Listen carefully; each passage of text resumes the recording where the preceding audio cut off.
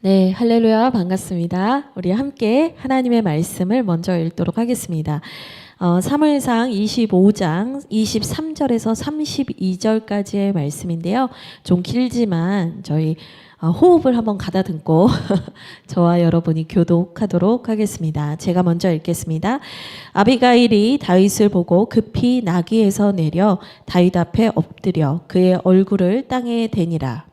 그가 다윗의 발에 엎드려 이르되 내 주여 원하건대 이 죄악을 나 곧 내게로 돌리시고 주의 귀에 말을 하시고 이 여종의 말을 들으소서.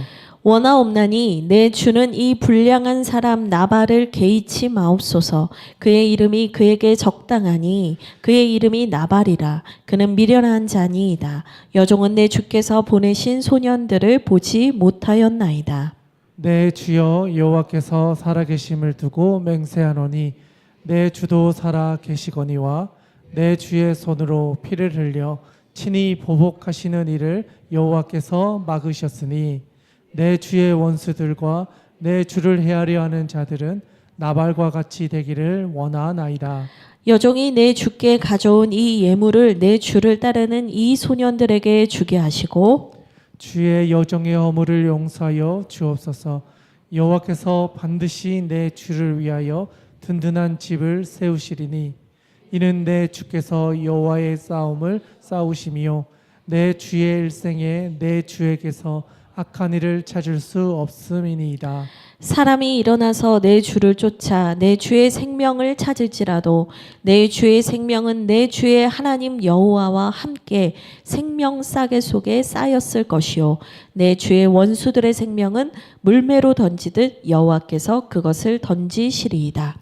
여호와께서 내 주에 대하여 하신 말씀대로 모든 선을 내 주에게 행하사 내 주를 이스라엘의 지도자로 세우실 때에 내 주께서 무죄한 피를 흘리셨다든지 내 주께서 친히 보복하셨다든지 함으로 말미암아 슬퍼하실 것도 없고 내 주의 마음에 걸리는 것도 없으시리니 다만 여호와께서 내 주를 후대하실 때 원하건대 내 주의 여종을 생각하소서.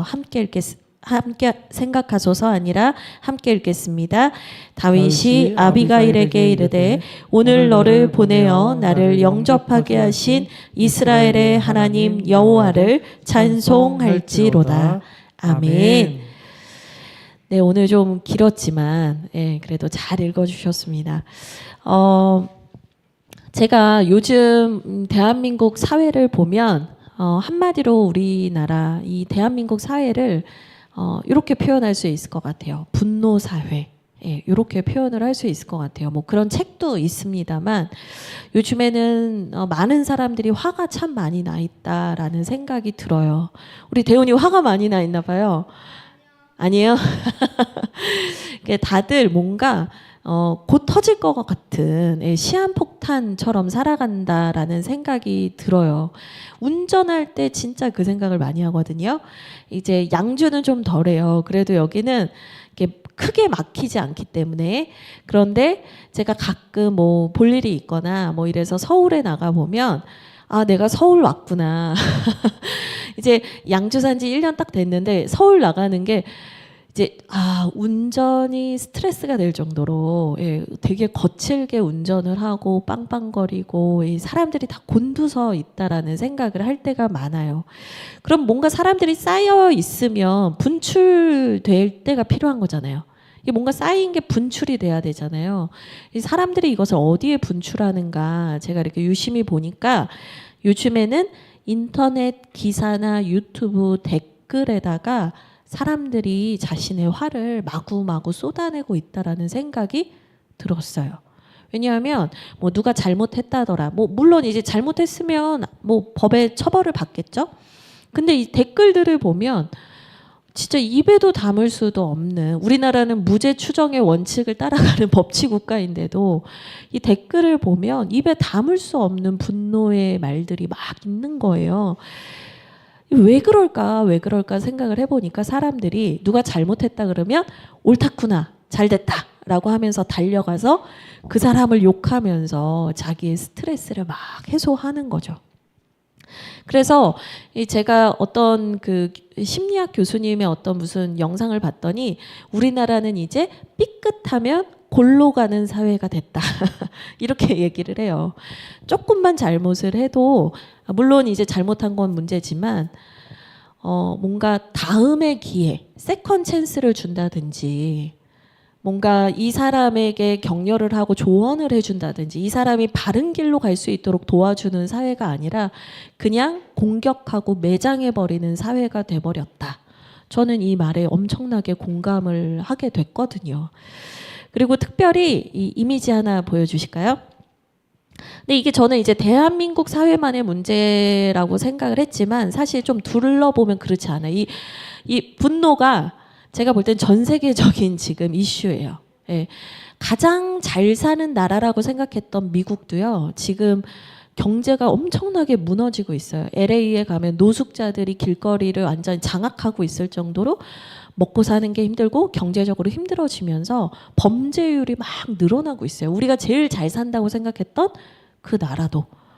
그래서 지금 이 제가 포스터 하나 보여드리는데요. 이 비프라는 드라마예요. 한국 제목은 성난 사람들이라는 작품인데 이 작품이 이 스티븐 연이라는 한국계 미국인이 출연을 하는 건데요. 에미상에서 8개의 상을 받았고 골든글로브에서 3개의 상을 수상할 정도로 작품성을 인정받은 작품인데 이게 뭐냐. 분노가 차올랐던 사람들이 접촉사고가 딱 나요. 그래서 이 접촉사고가 기폭제가 돼가지고 자신들이 전혀 생각하지 못했던 상황 속으로 빨려 들어가면서 끝장을 보게 된다는 드라마인데 이게 넷플릭스에서 엄청난 인기를 얻으면서 전 세계적인 이슈를 받았어요. 제가 알기로는 이게 넷플릭스에서 거의 처음 그 릴리즈 됐을 때는 1위를 하다가 전체 순위에선 거의 4위? 전 세계 순위에서. 그러니까 사람들이 이걸 너무 좋아하는 거예요. 이거에 막 공감을 하는 거예요. 근데 여러분 이 드라마의 장르가 뭔지 아세요? 어떻게 알았어, 대훈이? 아니 우리 대훈이 어떻게 알았어요? 이게 막 싸우는 건데 장르는 코미디였다. 예, 그러니까 이게 사람들이 그 분노에 공감을 하면서도 그 분노의 끝을 달리는 사람들을 보면서 이제 막 쾌감도 느끼고 나도 저러나 막 이러기도 하면서 많은 사람들이 되게 좋아했던 작품이었어요. 제가 이 드라마가 생각이 나더라고요. 그래서 이 드라마의 내용을 보면 핵심이 뭐냐? 누구보다 열심히 성실하게 사는데 누구보다 착하게 살려고 노력하는데 책임져야 할 가족은 많고 늘 일은 꼬이고 늘 사람들은 나를 무시하고 내 마음에 짐을 주는 사람들로 인해서 극히 평범한 사람들이 이 분노라는 감정에 시달리면서 아파하고 있다라는 얘기를 담고 있어요. 그래서 저는 제가 넷플릭스를 광고하는 건 아닌데요. 한 번은 볼만한 작품이라는 생각이 전 들더라고요. 그래서 이 평범한 사람들이 이 분노 때문에 브레이크 없이 질주하는 성난 차들이 되어버린 이 시대에 대해서 말해주고 있습니다. 저는 사람들이 이런 분노를 해소하기 위해서 여행도 가고요. 취미생활도 하고 맛있는 것도 먹는다고 생각해요. 요즘에 인스타그램 보면 온통 인스타그램에 막 맛있는 거 먹은 거 여행 간 거 많이 올리는데 사람들의 대부분이 자신의 분노를 그런 식으로 조절을 하고 있는 거죠. 근데 여러분 생각해 보세요. 그게 맛있는 거 먹는 거 여행 가는 게 우리에게 근원적인 해결을 주고 있는가를 생각하면 아니라는 거예요. 그것은 그냥 기분이 한두 시간 아니면 하루 이틀 정도는 좋을 수 있는데 그건 절대로 나에게 근원적인 문제 해결을 주지 못한다라는 거죠. 오늘 우리가 함께 이 말씀을 볼 텐데요. 이 말씀에도 이 분노 너무나 주체할 수 없는 정말 착하게 살아왔고 열심히 살아왔지만 더 이상 참기 힘든 어려움 속에서 인내함 속에서 그 분노가 폭발해 버려서 질주하는 한 사람이 나와요. 제가 참 좋아하는 그 다이나믹 듀오라는 그 가수가 있는데 그 가수의 랩처럼 나는 브레이크가 고장난 8톤 트럭처럼 질주하는 한 사람이 등장을 하거든요. 그 사람이 바로 누구냐?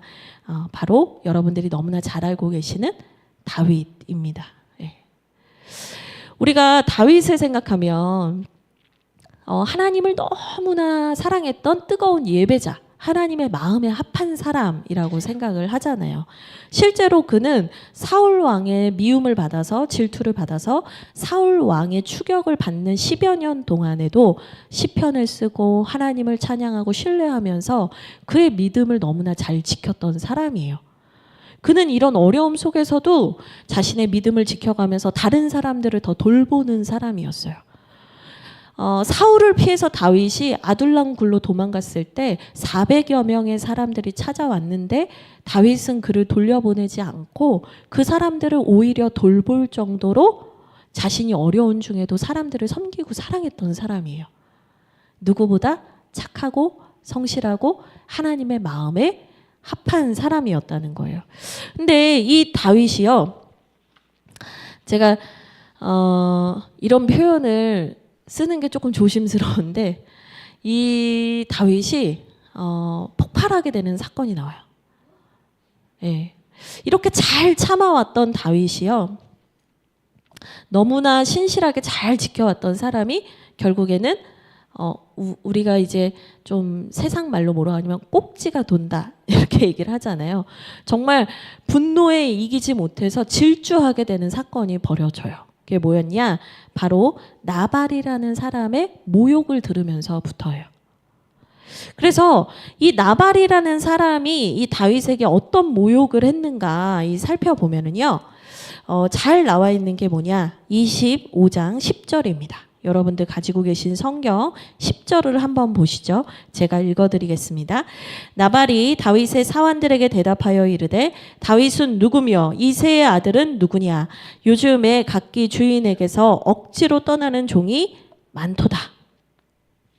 지금 무슨 얘기를 하는 거냐면 나발이 다윗에게 어떤 모욕을 했냐면 다윗은 의로운 사람도 아니고 억지로 주인을 떠난 종이다. 억지로 자기 마음대로 주인을 떠나서 여기저기 배회하고 있는 종일 뿐이다. 사실은 여기엔 종이라고 나왔지만 뭐 뉘앙스로 봤을 때는 거의 인간 취급을 하지 않는 표현을 하고 있는 거예요. 근데 이 나발이 지금 다윗한테 이런 말을 하면 안 되는 게요, 사실은 다윗이 용사들을 데리고 다니면서 이제 떠돌다 보니까 광야 생활을 많이 하잖아요. 그럴 때 양을 치고 있는 사람들을 많이 돌봐줬거든요. 짐승으로부터도 돌봐주고 또 다른 나라에서 공격을 하거나 도둑질하려고 할 때도 이 다윗이 이 양을 치는 사람들을 돌봐줬어요. 여러분 생각해보면 다윗이 양치기 출신이잖아요. 목동 출신이잖아요. 그러니까 그 어려움을 아니까 자기가 도망자 신세인데도 불구하고 다윗은 또 사람 도와주고 있는 거예요. 자기가 굳이 그렇게 할 이유가 없는데도.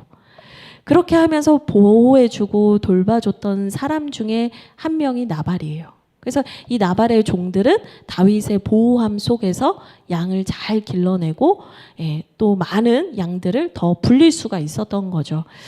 그러니까 은혜를 입은 거예요, 나발이. 그런데 그 나발이 은혜를 입었을 때 이 다윗이 양털을 깎는 날이 되었을 때 이 다윗이 나발에게 우리에게도 이 양털을 깎는 이 잔칫날과 같은 이때에 우리에게도 음식을 좀 나눠주면 좋겠습니다 라는 얘기를 하게 돼요. 그래서 소년들을 보내서 당신들이 잔치할 때 우리도 함께 이 기쁨을 나눌 수 있도록 음식을 좀 보내줄 수 있습니까? 요청을 한 거죠. 근데 나발이 단발에 거절을 하면서 오늘 우리가 함께 읽은 이 10절의 말씀을 하는 거예요. 은혜를 입은 것을 잊은 것은 물론이거니와 다윗이 가장 아파하고 있는 지점을 건드린 거예요. 여러분 잘 생각해 보세요. 10절을 다시 한번 보시겠어요? 각기 주인에게서 억지로 떠나는 종이 많도다. 여러분 다윗이 억지로 떠났나요? 다윗은요, 무고하게 미움을 받아서 지금 쫓겨다니고 있는 거거든요. 근데 지금 이 말이 억울함 속에서 살아가고 있던 다윗의 영린을 건드린 거예요. 네가 너 스스로 네 옳음을 증명하기 위해서 떠도는 것이지, 너가 사울 왕을 억지로 떠난 것이지, 너는 어떠한 명분도 없다. 너에겐 어떠한 의로움도 없다라고 콕 집어서 얘기를 한 거예요. 그냥 음식을 안 준다고 하면 될 것인데 그 문제가 아닌 거예요. 그러니까 음식을 주기 어렵다라고 했으면 다윗이 에이 치사해 이러고 안 받았을 수도 있어요. 핵심은 뭐냐면 다윗의 그 가장 아픈 데를 후벼 판 거예요. 여러분, 이 나발이라는 사람이 얼마나 악랄한가를 보면, 이 아침 예배 때 최병화 목사님 얘기해 주셨지만 이 양털을 깎는다든지 추수하는 어떤 그 시점이 됐을 때 이 잔치를 벌여요, 동네에서. 그러면 지나가던 나그네에게도 밥상을 차려주는 게 이 율법이었단 말이에요. 신명기 10장 19절에 보면 나그네를 대접하라는 말씀이 나와요. 그러니까 그게 당연한 것이었는데 지금 다윗은 그냥 지나가는 사람이 아니에요. 지켜줬던 사람이란 말이에요. 근데 음식도 주지 않을 뿐만 아니라 의도적으로 그 사람이 가장 아파하는 부분을 후벼 파서 이 사람에게 어떤 마음의 큰 상처를 지금 이 사람이 나발이 일부러 주고 있는 것이죠. 여러분, 그리고 또 재미있는 게 하나 있어요. 앞에 한번 보시겠어요? 25장 3절입니다. 25장 3절을 보시면 이 나발에 대한 소개가 나오는데 이 남자는 완고하고 행실이 악하며 갈렙 족속이었다. 이렇게 얘기를 해요. 여러분 아시는 갈렙 혹시 아세요? 우리 대훈이 고마워요. 알려줄게요. 갈렙 족속이 누구냐? 여러분들이 잘 아시는 그 여호수아 갈렙이에요. 이 산지를 내게 주소서 했던 그 갈렙이에요. 12 정탐꾼 중에 하나였던 갈렙이에요. 근데 그 갈렙이 어느 지파 사람인지 아시는 분?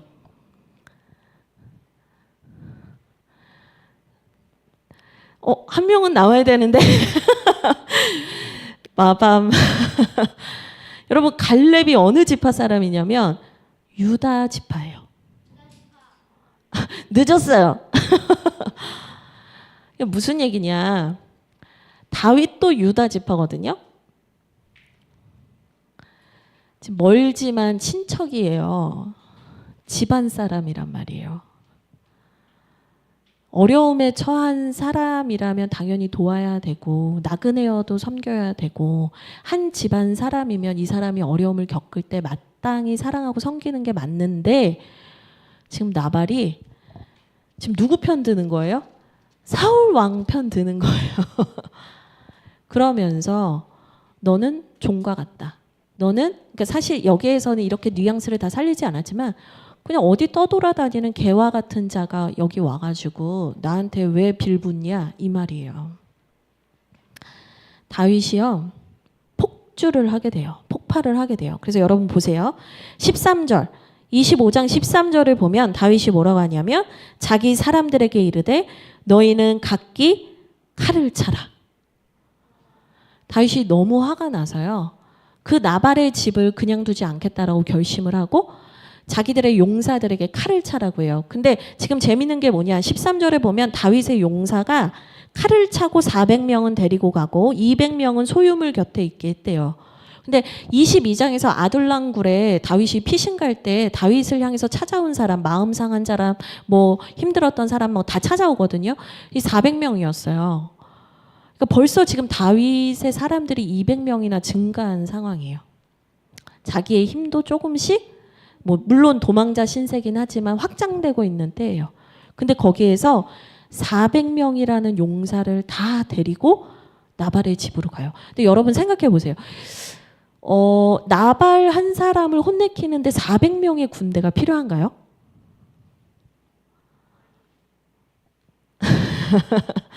그냥 저 혼자 얘기할게요. 자, 여러분 나발 한 사람 혼내주는데 400명까지 필요하지 않아요.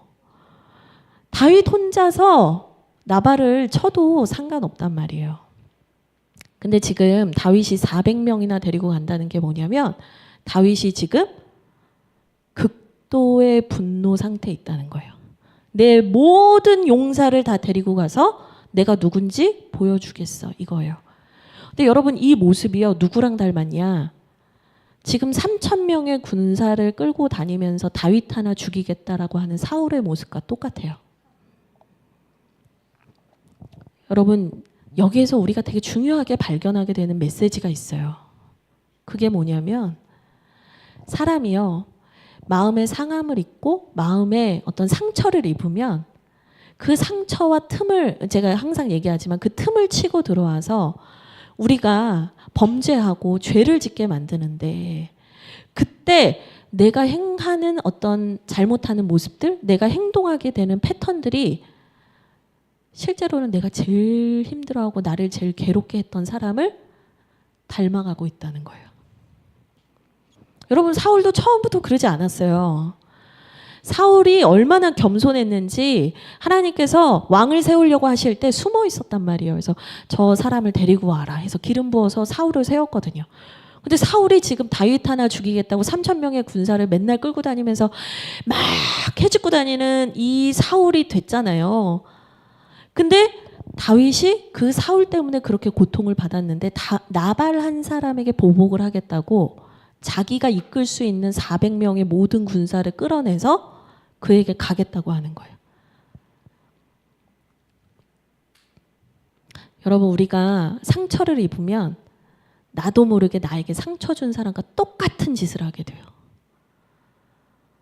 여러분 그게 참 무섭고 아픈 일이에요. 내가 그 사람 때문에 너무나 고통스러웠는데 어느 순간 내가 이 사람과 동일한 일을 하고 있네. 사실 근데 여기에서 다윗이 멈추지 못해요, 여러분. 여기에서 다윗이 더 안 좋은 선택을 하는 쪽으로 흘러가려고 합니다. 그런데 그때 오늘 말씀에 등장하는 아비가일이 등장을 하는 거예요. 이 아비가일은요, 나발의 아내예요. 나발의 아내인데 이 하인들을 통해서 나발이 어떻게 다윗을 대했는지에 대해서 아비가일이 듣게 된 거예요. 그래서 아비가일이 큰일 났다 싶었어요. 분명히 이게 무슨 큰 싸움이 날 거다. 이게 큰 사달이 날 거다. 이걸 알고 아비가일이 막 포도주랑 빵이랑 이런 걸 챙겨가지고 다윗에게 다급하게 찾아오게 됩니다. 근데 여러분 지금 칼을 찬 400명의 용사가 우리 집을 향해서 우리 집을 멸족시키기 위해서 달려오고 있는데 그 사람을 향해서 달려갈 수 있을까요? 쉽게 말해서 아니 그냥 정말 간단하게 제 입장에서 설명해 보면 제가 멍멍이를 무서워하잖아요. 어떤 진돗개가 저를 향해서 짖으면서 달려오는데 제가 그 진돗개를 향해서 막 달려갈 수 있어요? 없어요, 여러분. 근데 이 여인이 어떡하냐? 그 다윗을 향해서 급히 달려갔다는 거예요. 지금 나발은 너무나 어리석은 행동들을 해오고 있고 잘 참아오던 그 다윗의 그 영림마저 건드리면서 일을 크게 만들고 문제를 크게 만들었는데 그 아비가일은 그 상황에서 짐을 챙겨서 우리라도 살자라고 하면서 도망가는 게 아니라 칼을 차고 오는 다윗을 향해서 마주 달리는 거예요. 그리고는 다윗에게 이렇게 얘기를 하게 됩니다. 오늘 우리 함께 읽었던 본문 말씀인데요. 우리 23절부터 25절까지 다시 한번 읽도록 하겠습니다. 같이 읽겠습니다. 시작. 아비가일이 다윗을 보고 급히 나귀에서 내려 다윗 앞에 엎드려 그의 얼굴을 땅에 대니라. 그가 다윗의 발에 엎드려 이르되 내 주여 원하건대 이 죄악을 나 곧 내게로 돌리시고 여종에게 주의 귀에 말하게 하시고 이 여종의 말을 들으소서. 원하옵나니 내 주는 이 불량한 사람 나발을 개의치 마옵소서. 그의 이름이 그에게 적당하니 그의 이름이 나발이라. 그는 미련한 자니이다. 여종은 내 주께서 보내신 소년들을 보지 못하였나이다. 아멘. 지금 이 여인이요 자신이 먼저 죽임을 받을 수도 있어요. 다윗한테. 사실은 먼저 본보기로 해코지를 당할 수 있는 상황에서도 지금 이 여인이 칼을 차고 오는 다윗을 향해서 가서는 엎드려서 얘기를 하는 거예요. 잘못했습니다. 이것을 저의 죄로 여겨주십시오. 이것을 용서해 주십시오라고 간곡하게 얘기를 하는 거예요. 여러분 이 여인을 보면은요. 분노를 누그러뜨리는 행동을 하고 있다는 걸 알 수 있어요. 여기에서 우리도 이제 지혜를 얻을 수 있는 건데요. 먼저는 엎드렸다라고 얘기를 하고 있어요. 다윗 앞에 엎드렸다. 근데 이 엎드려가 원어의 의미를 보면 하나님께 경배했다는 의미예요. 그러니까 지금 이 여인이 이 분노에 가득해서 달려오고 있는 다윗에게 마주 가서 그 사람에게 엎드렸다라는 거예요. 여러분 분노를 누그러뜨리는 행동이 있어요. 누군가가 원래는 하나님의 뜻대로 살았고 하나님의 마음에 합한 자로 살았음에도 불구하고 그렇게 하나님께 가까웠던 사람임에도 불구하고 순간 자신의 이성을 잃고 자신의 신앙을 잃어버리고 폭주할 수 있거든요. 근데 이 다윗이 그런 순간에 이 여인이 그의 앞에 엎드렸다는 거예요. 여러분 이 여인이 쉽게 말해서 지금은 나발의 아내로만 나오지만 나발의 재산 상태를 보면 거의 한 기업을 이루는 재벌이에요. 근데 재벌가의 아내인 재벌가의 사모님이라고 할 수 있는 이 여인이 엎드렸단 말이에요. 지금 이 상황에서 이 여인이 중요한 건 뭐냐면 큰 싸움 또 거대해질 죽음, 분노, 미움 이 사건을 막기 위해서 이 여인이 어떻게 하는 거예요? 자신이 죽어지는 거예요. 여러분 누군가가 엎드리고 죽어지지 않잖아요. 그러면 그 가정에 평화가 임하기가 어려워요. 근데 이 여인이 엎드린 거예요. 그리고 나서 뭐예요? 용어를 보세요. 24절을 보시면 다윗을 뭐라고 부르냐면 내 주여 여종에게 내 주여 여종에게 계속 그 말을 반복해요. 그러니까 다윗에 대해서 높여주고 다윗의 상한 마음을 알아주는 거예요. 그러면서 자신을 계속해서 낮추고 있어요. 근데 나발은 뭐라고 그랬냐면 25장 10절에서 다윗을 주인에게서 억지로 떠나는 종과 같다 이렇게 표현을 했거든요. 여러분 나발은 다윗을 종이라고 불렀는데 낮은 사람으로 무시했는데 아비가일은 부르는 것부터 어떻게 불러요? 주인이시여. 여러분 분노를 수그러뜨리는 언어가 있는 거예요. 정말 이 사람이 나를 죽일 수 있는 그 상황에서도 지금 이 여인이 얼마나 침착하고 지혜롭게 말하고 있는지 우리는 보게 됩니다. 그리고 세 번째 보세요. 세 번째 보시면 뭐라고 하냐면 24절에 이 죄악을 나 곧 내게로 돌리시옵소서 이 얘기를 하거든요. 지금 여기에서 아비가일이 잘못한 거 없거든요. 아비가일의 문제는 없어요. 근데 아비가일이 왜 내 죄라고 하는 거예요? 남편이 잘못했기 때문에 뭐 그럴 수도 있어요. 근데 실제로 이건 뭐냐면 분노를 수그러뜨리는 말이에요. 제가 잘못했습니다. 제가 대신 사과하겠습니다. 제가 당신의 마음을 알고 있습니다. 당신이 어려웠을 것에 대해서 제가 공감합니다. 이런 표현인 거예요. 그러니까 이 여인이 이렇게 마음을 누그러뜨려요. 그리고 나서는 처음에는 이제 자기를 향해서 달려오는 그 분노를 누그러뜨리기 위해서 최대한을 다해서 이 얘기를 하지만 결국 이 여인이 다윗을 찾아와서 다윗의 분노를 멈추게 한 진짜 이유가 나와요. 그건 뭐냐? 이제 26절부터 쭉 나오는 거예요. 26절부터 우리 같이 29절까지 같이 읽도록 하겠습니다. 같이 읽겠습니다. 시작. 내 주여 여호와께서 살아계심을 두고 맹세하노니 내 주도 살아계시거니와 내 주의 손으로 피를 흘려 친히 보복하시는 일을 여호와께서 막으셨으니 내 주의 원수들과 내 주를 해하려는 자들은 나발과 같이 되기를 원하나이다.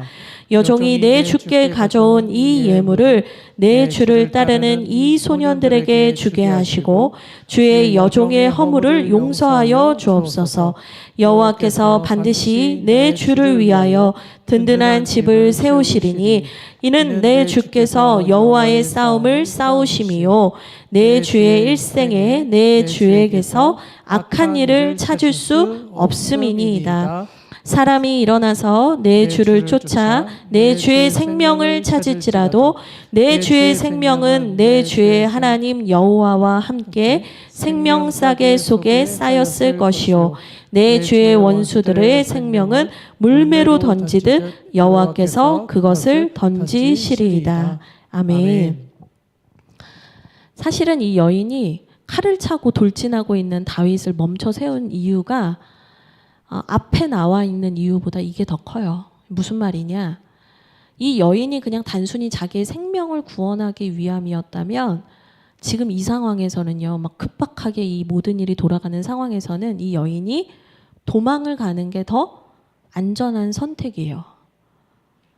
근데 이 여인이 칼을 차고 있는 다윗을 향해서 돌진해서 그를 막아선 이유, 단순히 자기와 자기 집안의 생명을 살리기만 위함이 아닌 거예요.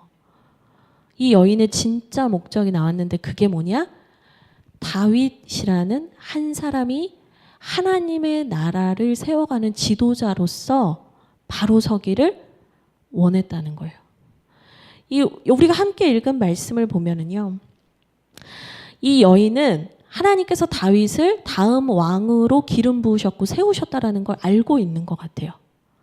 그래서 26절에 보면 여호와께서 살아계심을 두고 맹세하노니 라고 하면서 친히 피를 흘려서 보복하거나 그 문제를 더 크게 만들거나 당신이 왕이 됐을 때 그것이 흠이 될 만한 일을 하지 않기를 원합니다라고 얘기를 해요.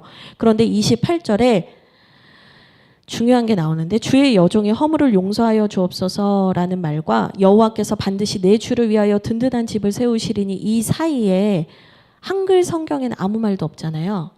근데 히브리어 성경을 보면 뭐가 들어있냐면 왜냐하면이 들어가 있어요. 그러니까 지금 왜냐하면 지금 당신이 보복하지 마세요. 하나님께서 살아계세요. 저희를 용서해 주세요. 당신이 더 큰 죄를 짓지 않기를 원해요. 라고 말하는데 그 이유가 뭐냐? 왜냐하면 28절에 여호와께서 반드시 내 주를 위하여 든든한 집을 세우실 것이기 때문입니다. 그러니까 지금 이 여자가 다윗의 이 분노에 가득 찬 행동들을 막는 이유가 뭐냐? 왜냐하면 하나님께서 당신을 왕으로 세우셔서 이 이스라엘을 세워가시고 하나님의 나라를 세우실 것을 저는 알기 때문입니다.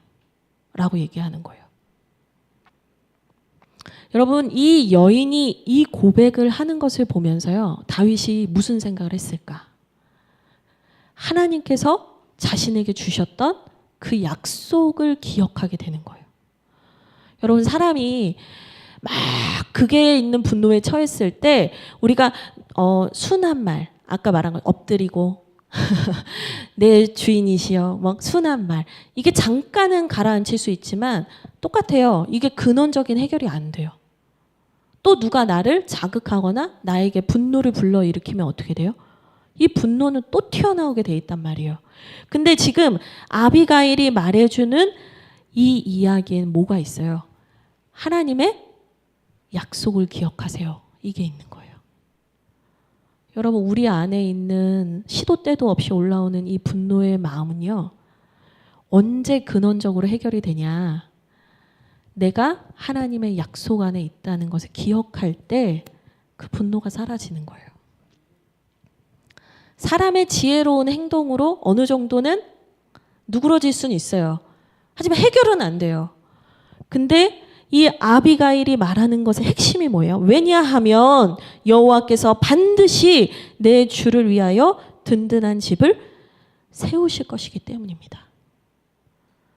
사실 우리가 믿음 생활을 하고 신앙 생활을 하면서 가장 힘든 순간이 언제냐면 하나님이 약속하셨는데 그 약속이 이루어지지 않는 것 같을 때, 내가 오랜 시간을 기다리는 것만 같을 때 그 마음을 느끼거든요.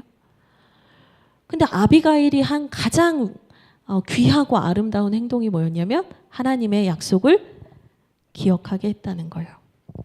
제가 앞서서 다윗이 그동안 잘 참아왔는데 다윗이 이번에는 못 참았다 이 얘기를 했어요. 물론 나발이 엄청난 모욕을 줬기 때문도 있어요. 근데 여러분, 다윗이 이 나발의 모욕 정도는 옛날이었으면 튕겨냈을 수 있어요. 근데 다윗이 그 나발의 모욕에 와르르 무너진 이유가 뭐냐면 25장 1절이에요. 25장 1절을 보시면 제가 읽어드릴게요. 사무엘이 죽음에 온 이스라엘 무리가 모여 그를 두고 슬피 울었다. 지금 무슨 일이냐? 다윗에게 기름을 부었던 유일한 증인인 사무엘 선지자가 죽은 거예요. 내가 지금까지 도망자로 살고 억울하고 힘든 일이 많았지만 하나님의 약속을 믿으면서 지금까지 다 참아온 거예요. 사무엘상 24장을 보면 그 다윗이 굴에 숨어 있을 때 사울 왕이 이제 뒷일을 보려고 이제 배변이나 뭐 이런 걸 하기 위해서 굴에 들어오거든요. 그러니까 다윗이 사울 왕을 죽일 기회가 있었어요. 근데 참 재밌는 건 신하들이 부추겨요.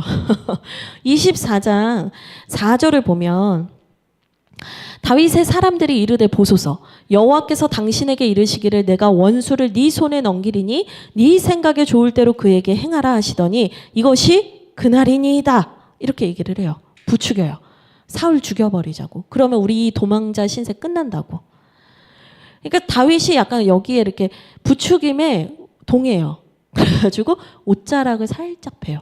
물론 이제 다윗이 이때까지만 해도 자신의 마음을 잘 지키고 있었기 때문에 6절을 보시면 기름 부음 받은 자를 치는 것은 여호와께서 금하시는 것이다 라고 하면서 더 큰 죄를 범하진 않아요. 근데 다윗의 마음이요, 이 일로 인해서 찔렸다라고 성경 고백을 하거든요. 근데 부추기는 사람들이 있어요. 항상 우리한테. 당신도 한번 화 내세요. 회사에서 막 괴롭혀? 그럼 엎어버려! 막 이렇게 말할 때가 있어요. 근데 여러분, 우리는요, 내가 화가 났을 때 이것을 뭐 화를 내고 동일하게 복수하고 한번 엎어버리세요. 이렇게 서로 말하는 사람들의 그룹이 아니에요. 우리는 계속해서 하나님을 기억하게 하는 메시지를 전달해 주는 사람들이거든요. 근데 어쨌든 다윗이 실수할 뻔했는데 그때 다윗이 그래도 살짝의 죄를 범해요. 옷자락을 뱉단 말이에요. 물론 크게 해하지 않았지만. 근데 그 일 이후에 사무엘이 죽는 거예요. 이제부터 이제 다윗은 멘탈이 나가는 거예요. 진짜 내가 왕이 될 거라는 걸 기억해 줄 사람, 증인이 돼 줄 사람, 나의 담이 되어 주었던 사람, 나의 보호막이 되어 주었던 사람이 완전히 사라졌다. 그러니까 지금 다윗이 폭주를 한 거거든요. 근데 그런 다윗에게 아비가일이 와서 얘기한 거예요. 하나님의 약속을 기억하셔야 됩니다. 그리고 두 번째로 기억하게 한 게 있어요. 28절 밑에 부분을 보시면 내 주께서 여호와의 싸움을 싸우심이요, 이렇게 되어 있어요. 이게 무슨 얘기냐면 다윗 당신은 하나님의 싸움을 싸우시는 분입니다라는 거예요. 당신은 하나님의 용사입니다라는 말이에요. 그러니까 지금 다시 말하는 게 뭐예요? 너는 나발하고 싸울 사람이 아니야. 당신은 하나님을 위해서 나아가야 하는 하나님의 용사인데 왜 그 사람 때문에 경로를 이탈하시려고 합니까? 라고 얘기를 하는 거예요. 여러분, 진짜 우리 안에 쌓여있는 스트레스와 분노, 여러 가지로 나를 괴롭게 하는 여러 가지 감정들에서 우리를 근원적으로 자유케 하는 게 뭔지 아세요? 하나님의 언약을 기억하는 것, 내가 누구인지를 기억하는 거예요. 이 아비가일이 이걸 정확하게 얘기해 준 거예요. 그리고 여러분 29절 보세요. 이 말씀에서 제일 중요한 단어가 하나 나오거든요. 29절 보시면 내 죄의 생명은 내 죄의 하나님 여호와와 함께 어디에 쌓여 있대요? 생명싸개에 쌓여 있다는 거예요. 여러분, 이 단어가 가장 중요한 단어예요. 생명싸개에 쌓여 있대요. 이게 무슨 말이냐면 하나님께서 나를 보호하시고 나를 감싸주고 계신다라는 거예요. 이 수동태로 되어 있거든요. 하나님께서 나를 싸주고 계신다라는 말이에요. 내 앞에서 나를 죽이려고 하고 나를 막 공격하려고 하는 사람들이 막 설치고 있다. 이럴 때 우리 마음이 불안해지잖아요. 근데 지금 아비가일이 다윗한테 깨닫게 해주시는 게 뭐냐면 아무리 당신을 누가 모욕하고 해하려고 해도 그 사람과 당신 사이에는 그 누구도 뚫을 수 없는 보호막이 있다는 거예요. 당신을 하나님의 손이 싸고 있다는 거예요. 여러분, 사실은 우리가 분노하고 내가 누군지 보여주겠어, 내가 똑같이 복수해주겠어, 이 마음이 드는 이유가 뭐냐면, 제일 핵심적인 우리의 마음이 뭐냐면 불안이거든요. 내가 안전하지 않기 때문에 내가 뭐라도 해보려고 하는 거예요. 지금 이 나발이 건드리고 뭐 사윗이 쫓아다니고, 다윗한테 제일 지금 힘들었던 건 뭐냐면 사무엘이 죽은 거예요. 사무엘. 자기를 유일하게 보호해주고 있었던, 싸게라고 생각했던 그 사무엘이 죽으니까요. 이제 나는 홀로 벌거벗은 고아 같은 처지가 됐다라는 마음이 다윗으로 하여금 미치게 만든 거예요. 달려나가게 만든 거예요.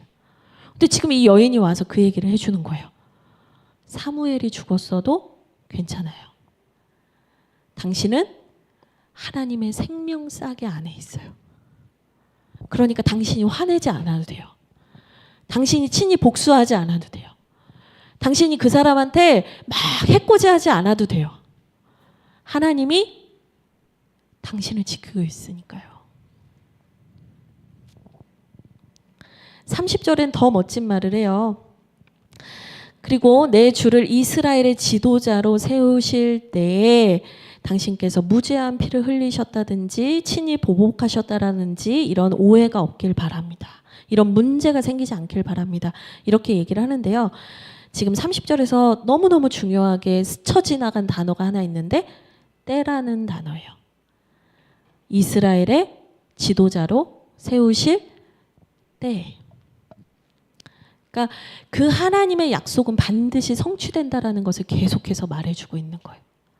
하나님의 약속을 기억하세요. 당신이 누군지 기억하세요. 그리고 당신이 하나님의 보호하심 안에 있다는 걸 기억하세요. 그리고 하나님의 때는 반드시 온다는 걸 기억하세요. 지금 이거는요, 그냥 제 목숨 좀 살려주세요 하는 사람의 말이 아니라 영적인 회복을 위해서 메신저로 온 사람의 말이라는 거예요. 이 여인의 말을 듣고 다윗이 어떻게 반응합니까? 32절 우리 함께 읽겠습니다. 같이 읽겠습니다. 시작. 다윗이 아비가일에게 이르되 오늘 너를 보내어 나를 영접하게 하신 이스라엘의 하나님 여호와를 찬송할지로다. 아멘. 다윗이요, 물론 이 여인도 칭찬하지만 하나님을 찬양해요. 뭐냐면 네가 바로 하나님의 메신저였다라는 거예요. 사실은 다윗이 여기에서 큰 실수 한번 할 뻔했어요. 사울과 똑같은 사람이 될 뻔했어요. 근데 하나님께서 다윗을 지키셨어요. 다윗이 도무지 견딜 수 없는, 그러니까 자기의 모든 보호막, 자기를 지켜주던 모든 울타리가 다 허물어지는 것 같은 그 경험을 한 그 순간에 다윗마저도 절제할 수 없고 인내할 수 없는 그 상황에 하나님께서 강력하게 개입하셔서 다윗을 지키셨다라는 거예요.